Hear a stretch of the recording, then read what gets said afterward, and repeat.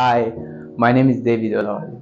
I'm a registered for Python programming. This is my presentation on SQL, and my presentation is about a database for Danis Dina. Let me show you.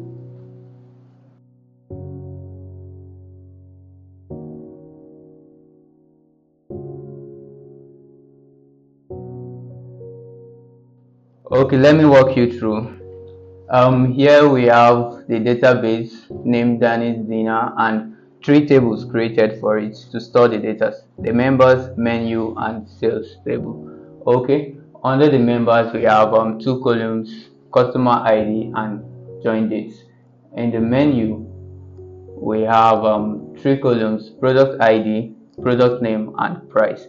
Then under the sales table we have the customer ID, order date, and product ID.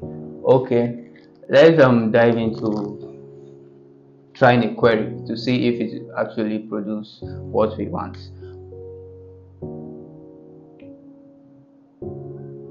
Okay, this query are already created, and let's what is the total amount each customer spent at the restaurant. Okay, let's check how.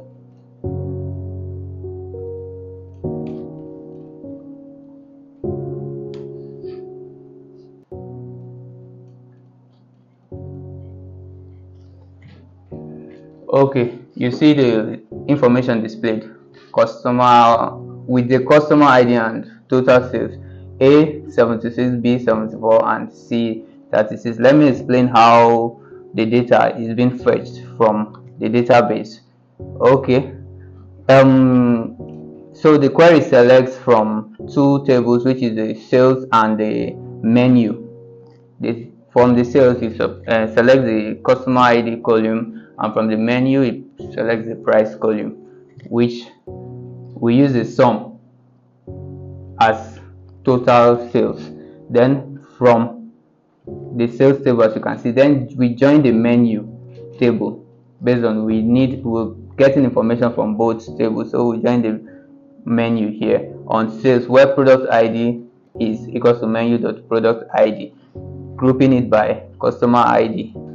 This group help us like calculate for each customer ID. Without the group, it will calculate for all, but now we are like specifying it for each. So and the order by sales customer ID, how the data is to be fetched.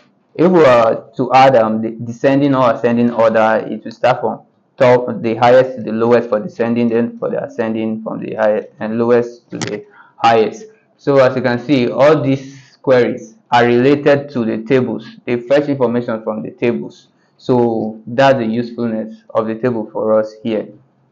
So, and there is many more you can do with the information, the tables, and there are many more queries you can write. Like here we have how many days has each customer visited the restaurant, what was the first item from the menu purchased by each customer. All these queries you see here are valid information.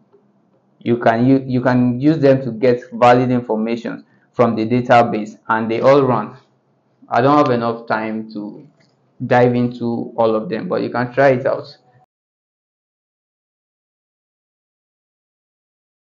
This is the end of my presentation on SQL. Thank you to EATCs. Thank you to my instructor and to my wonderful coursemate.